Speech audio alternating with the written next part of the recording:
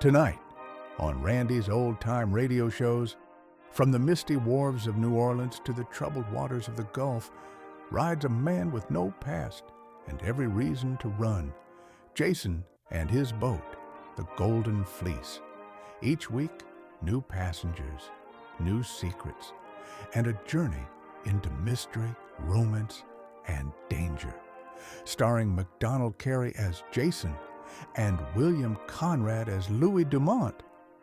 This is Jason and the Golden Fleece.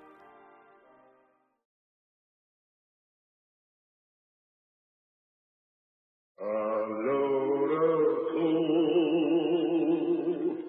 upon my back. I sell my coal to bitter sack.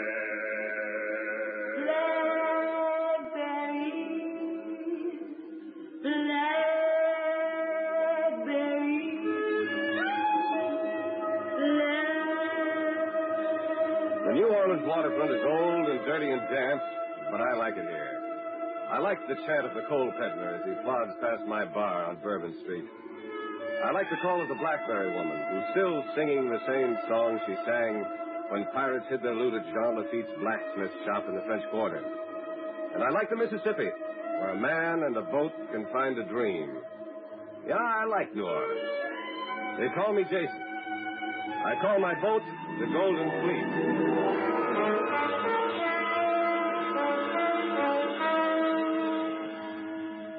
NBC presents Jason and the Golden Fleece, starring MacDonald Carey.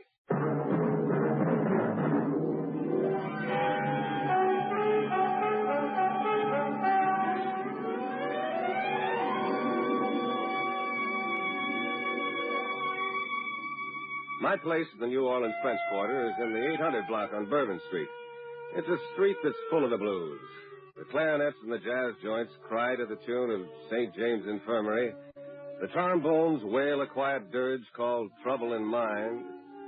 And the girls with the husky voices sing about a pair of quarreling lovers named Frankie and Johnny. You won't hear them in my place, though. Instead, you'll get the word about my 60-foot cabin cruiser, the Golden Fleece, that can help you try to sail away from trouble. If you don't have the price of the cruise, maybe Louis Dumont can mix you something behind the bar that'll make things seem better. Or worse. And if you just want to sit and think for a while, you can listen to the Schubert and Chopin I play on my concertina. But I guess if the blues are with you when you come in, it's pretty hard to shake them. Yes, sir. The gentleman at the table over there would like you to play Frankie and Johnny. That isn't exactly my repertoire, Lou. Hey, well, this is what I told him, Jason, but he was very insistent. And generous, too. Oh? How much did he give you? A small gratuity. $10. Ordinarily, that'd be enough for the whole Schubert Six, the way business has been. But tonight we can afford to be independent. Wait, it would be good to be sailing again, no? And Mademoiselle McKinnon will be a good passenger, huh? She certainly looks like a good one. Give our wealthy friend his money back. I'm ready to hit the sack. Oui. Ah, Jason, he's coming over. Well, you're not stopping, are you, Jason? I haven't heard my request yet. Sorry, mister. It's getting late, and we're shoving off a Vera Cruz in the morning. Louis will give you a refund. Thanks, anyway. That isn't the idea of the money. I just wanted to hear the tune. Like I told Louis, it's a little out of my line. You don't look much like a Frankie and Johnny man yourself. That's where you're wrong. I'm Richard Drake, District Attorney's Office. I just convicted Frankie of Johnny's murder. The Henderson case, huh? I didn't follow too closely, but apparently you did a good job. Congratulations. I don't think congratulations are in order. Why don't you play the tune for me? But Monsieur Jason is tired. Never mind, Louis. I'll give it a try. But you'd better get the prosecuting attorney a drink. It's a cinch this tune isn't going to be worth the 10. I will.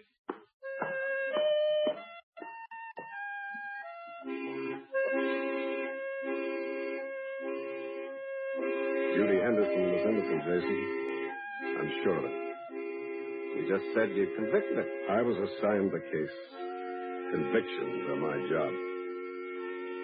Why'd you take the assignment? It looks so pat. That's the kind you have to be careful of. You want to fill me in so we'll both know what you're talking about? Mm-hmm. Henderson's had been married 2 years. He had dough. She was pretty. She had another boyfriend. Her husband found out about it. Her fingerprints were on the gun. The neighbors heard him call her name just before the shot was fired. The way I remember it, she said she wasn't even at home when he was killed. She had an alibi that she'd been to the movies. No witnesses to back her up. An average pre-legal student could have done the job as well as I did it. What makes you think she's innocent? Just a feeling you get when you're questioning somebody on the stand. Nice woman, huh? Oh, no, not particularly. But honest. I'm sure of it.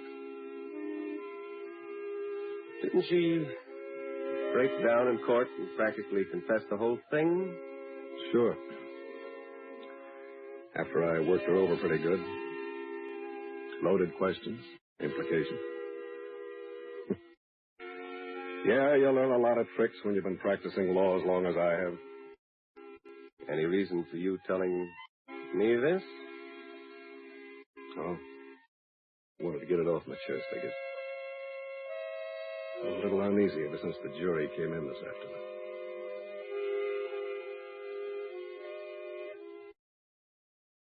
Feel better now? Not much. Oh, I like the way you played that, though. I like this place, too. I'll bet I'd like your boat. The Golden Fleece is always available for charter. We happen to have a cruise lined up starting tomorrow, but when we get back, give us a call. Any chance of my taking that trip tomorrow? Sorry. Maybe the man who chartered your boat would like to have somebody along to share the expenses. It's a woman. And she dresses like one who doesn't have to worry about sharing expenses with anybody. Oh, well, it was just an idea. You know, I was in the Navy when I was a kid. I liked to see a lot. Yeah, it always gave me a sort of a clean feeling. Tonight I need a bath. Here's your drink, Monsieur Drake. Oh, thank you, Louis. Mr. Drake, supposing we could arrange it. You'll be able to leave in the morning? Sure. Why not? I'd like to have you along. It'll be sort of lonesome, just Louis and me, all the way back from Veracruz. Oui. And it might not be such a bad idea to have Monsieur Drake along on the way to Mexico also. What makes you say that, Louis? Well, from what I have seen of our Mademoiselle McKinnon, perhaps it would be more proper if Jason and I had a chaperone on this cruise.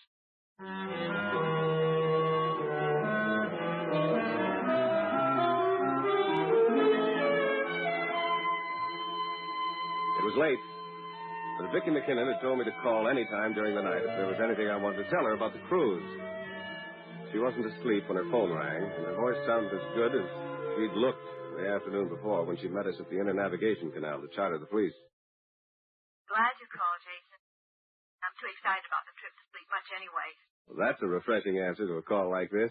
Hmm? The most logical thing for a woman to say this time of night would be, is anything wrong? Well, there isn't, is there? No. Of course not, Miss McKinnon. I really didn't think so. As long as we're going to be shipmates, you might as well call me Vicky. What did you want? There's a man who'd like to come along with us. Would you mind? Oh, I don't know, Jason. This man, did you describe him? He's Richard Drake. Of the district attorney's office? Yeah, you know him? Not really. Well, I'll see you in the morning. Just a minute, Jason. Seems a shame to disappoint Mr. Drake. Why don't you tell him he can come along if he wants to? It's up to you, Miss McKinnon. Well, please tell him he'd be more than welcome. All right, fine. I've been wanting to talk to Mr. Drake anyway. Thought you didn't know him. I don't, but my sister does. Just convicted her of murder.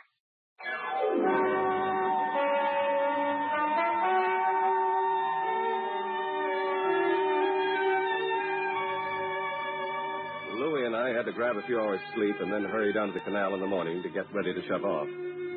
By that time, there was a third party who wanted to get into the act. All spare parts boxes secure, Jason? Right, Louis. Hey, this is the Golden Fleece. That is right, monsieur. You mind if I come aboard for a minute? We're just about to hold in the line. Yeah, well, just hold it. What's the idea, mister? Where's Vicky McKinnon? She's in her compartment, and she doesn't want to be disturbed. She'll be plenty disturbed if she doesn't see me. Tell her Paul Norman's here. I'm sorry, Mr. Norman. She's chartered this boat. As far as I'm concerned, I'm working for her. Tell me where Vicky is. I've already told you I'm sorry, but I'm not the kind of guy who plays it polite too long. Now, get off. Look, I want to see her. She owes me $30,000. I'm no collection agency. I'll tell her you called. Let go. This will be a lot easier if you do it yourself. Jason, let him go. Hello, Vicky. Hello, Paul. Seem to have picked yourself a sort of a rugged boyfriend this time. What do you want? You know what I want. The $30,000 you promised me. You're a little mixed up, Paul. You asked me for that.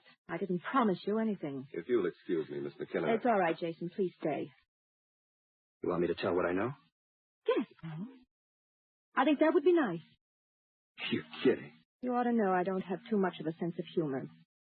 But, Vicky, I don't want to tell. What you mean is you don't want to tell as badly as you want the $30,000. Isn't that right, Paul? Look, Vicky, don't get the idea that I won't, though. I haven't any such idea. Why don't you tell your little story? Why don't you run downtown right now and tell the whole thing? All right. I think I will.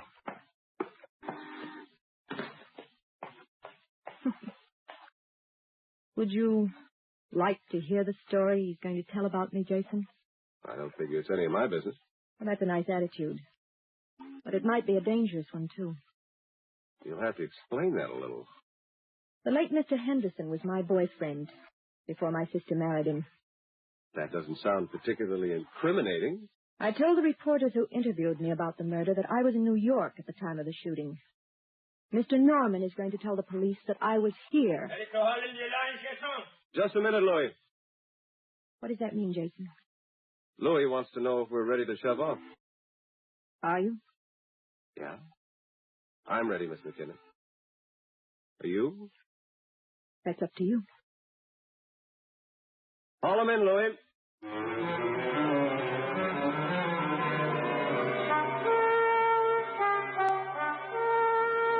It was pretty bad timing, shoving off with a possible fugitive from justice, plus a man from the district attorney's office.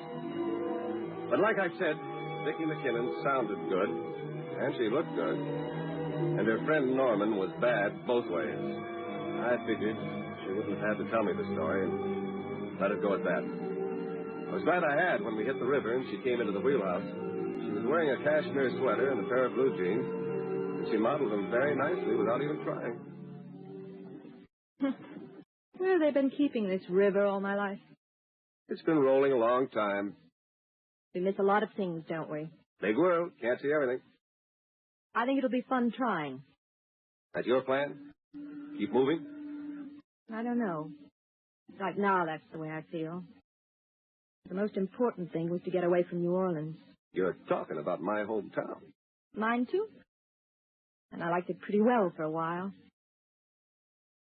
Till Judy started taking things away from me. Your sister? Don't get the idea that it's a big thing with me or that I'm jealous. I'm not. Judy's pretty, talented. She's deserved everything. Where's Mr. Drake been keeping himself? He was reading in his compartment the last time I was below. You have to read a lot to be a lawyer, don't you? I guess so. I never was much of a student. You have to know a lot about a lot of things. About people, too. Yeah? That takes a lot of education. You've had that kind of an education, Jason. You think so? Mm-hmm. You've learned how to be kind. That's the most important thing. With you, that's easy. I will relieve you at the wheel if you wish, your son. Okay, Louis. I better go. You two probably have things you want to talk about. Just hold her steady as she goes, Louis. Hey. And you also? What? Mademoiselle McKinnon is a very pretty young lady, no? You got two eyes of your own. Oui. And also a brain. And I'm beginning to wonder if the same thing is true of you.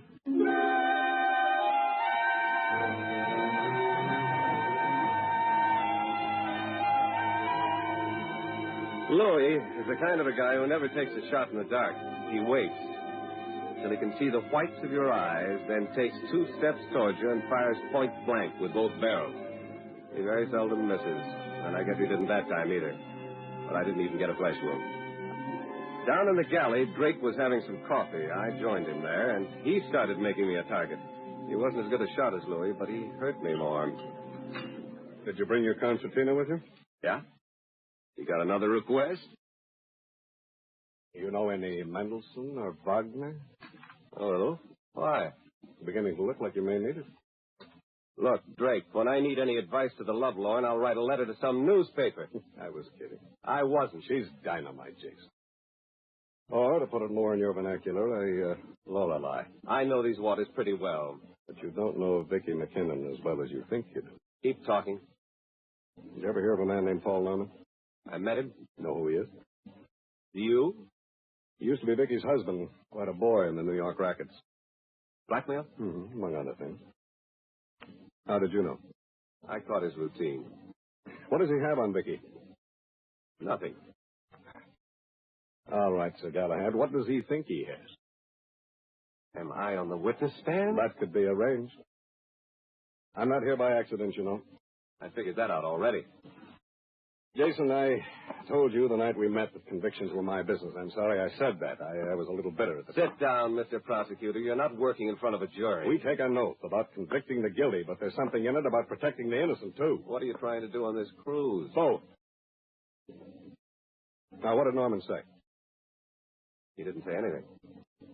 Vicky told me he's threatened to say she wasn't in New York at the time of the Henderson shooting. Oh, we already know that. Where do you think she was? In Henderson's apartment.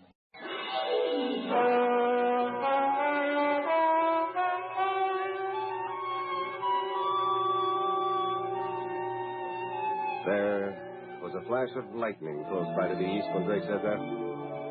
But I didn't hear the thunder that came after. I was busy with a little storm all my own. If it was going to get rough, I figured Louis would need some help, though, so I went topside. The sea was rocking the Fleece when I got to Louis. You told me this was to be a quiet cruise. I didn't give you a guarantee, did I? How's it look? You still have the 2 eyes you spoke of. Had we not better check the radio for the weather ahead? Yeah. I'll try to raise New Orleans. Jason, I am sorry for what I said this afternoon. That's all right, Louis. Maybe you were right. Oui. Calling WAK, New Orleans Marine Operator. This is the New Orleans Marine Operator. This is Golden Fleece, William Baker 21412. This is Golden Fleece out of New Orleans. Our position is latitude 27 degrees, 30 minutes north. Longitude 90 degrees, 10 minutes west.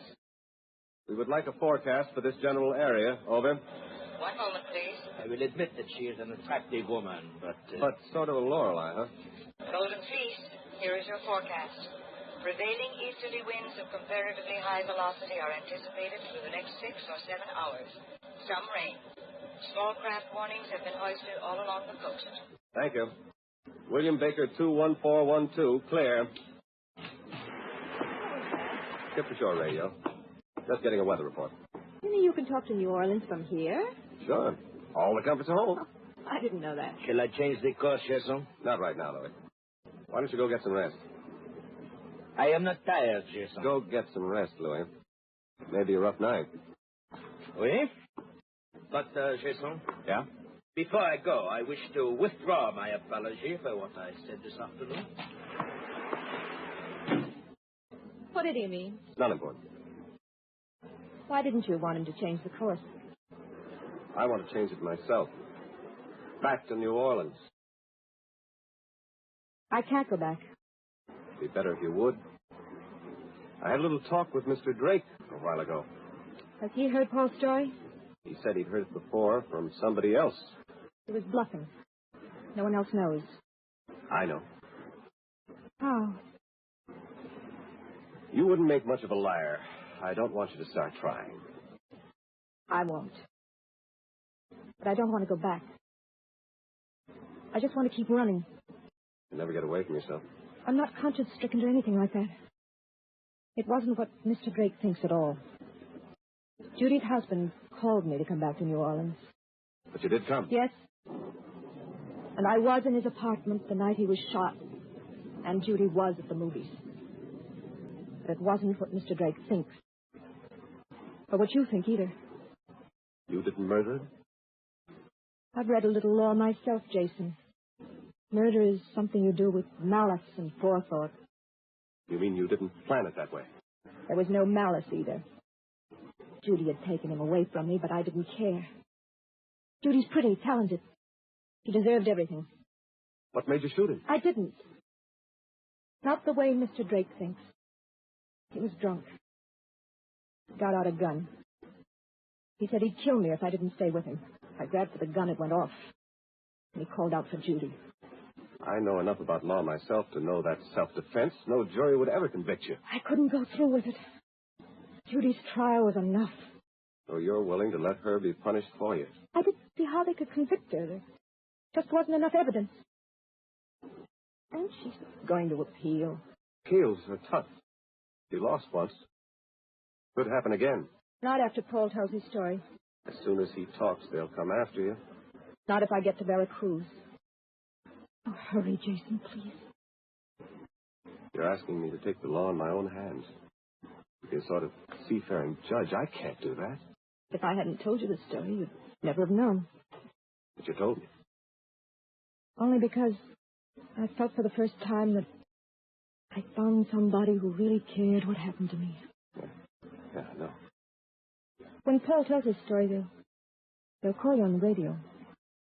Can't you wait until then to turn back? Let me think it over. Hold me while you think, Jason. It wouldn't be easy that way. I don't want it to be easy. Oh, Jason. Vicky. No. So good. It's good. I never knew before. It's so easy to be happy. Yeah. I guess it is. When you don't try too hard.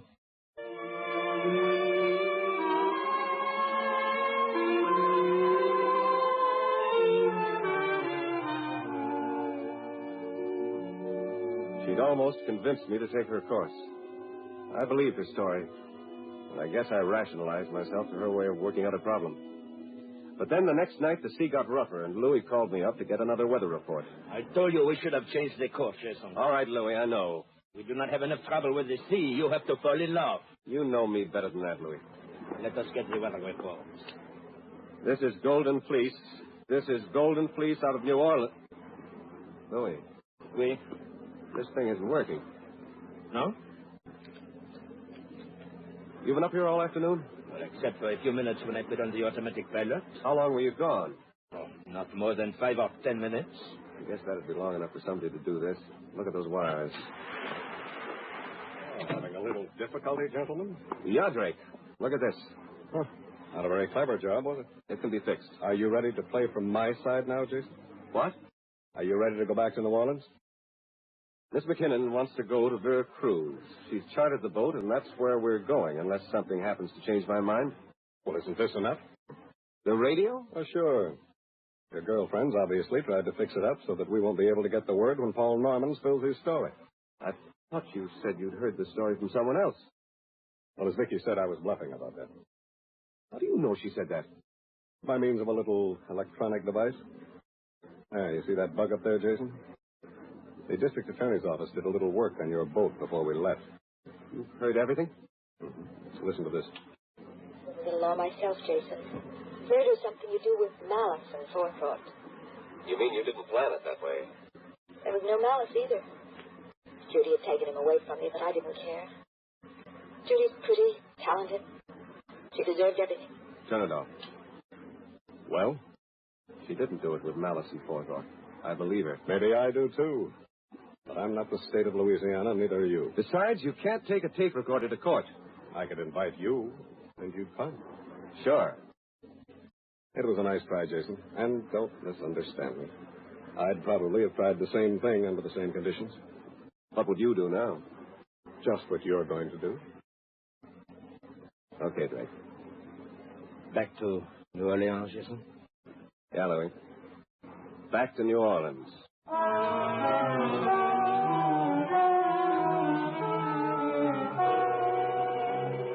I can't say that I felt better or worse as Louis brought the police about, but I knew I was doing what was right.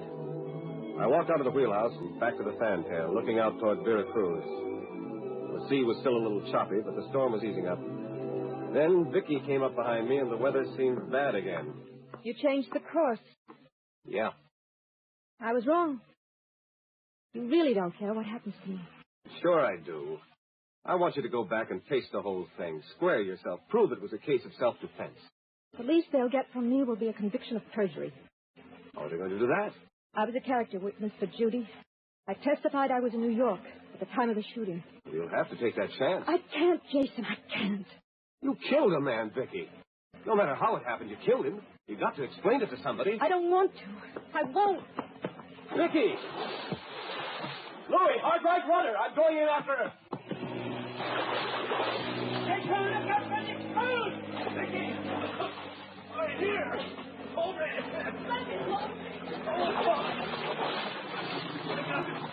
Hold on. Here, Jason. I'll give you a hand. Here she is. Here she is, Drake. I got her. Can you make it all right? Yeah. Well, you two better get into some dry clothes. Yeah. Go tell Louis everything's all right, please, Drake. Yeah, sure. The way the boat was turning into you when we jumped. You could have been killed then, couldn't you, Jason? If I hadn't done it, you would have drowned. Can you make it last night again, Jason? We're headed in a different direction tonight. You could still hold me. Sure. How far is it to Vera Cruz from here, Jason? Maybe 500 miles. Why? That would be an awful long swim, wouldn't it? Too long, Vicky. It's easier this way.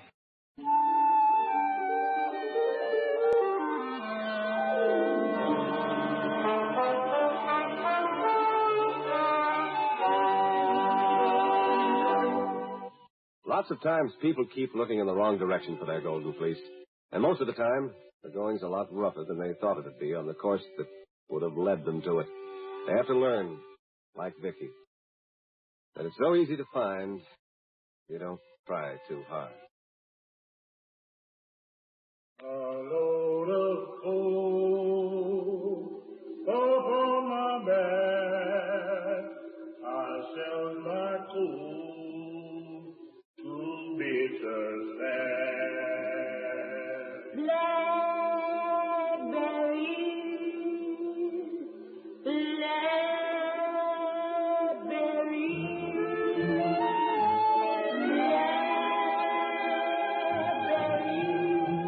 The coal peddler will always be around with his lonesome chant, and the song of the Blackberry Woman will be heard in New Orleans till the end of time. Next Sunday night, we'll be sailing from here again, searching with somebody new. We'd like you to be with us aboard the Golden Fleece.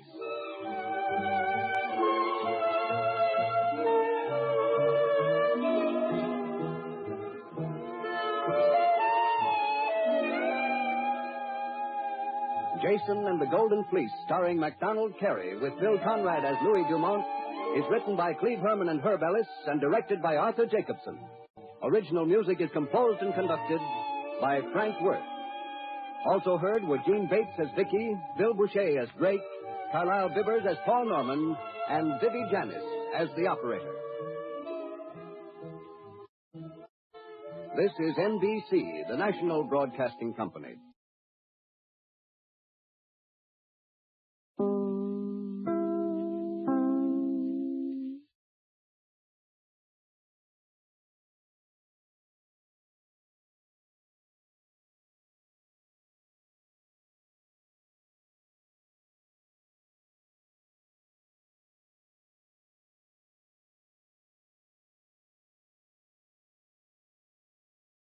Well, folks, that's all for this episode here on Randy's Old Time Radio Shows.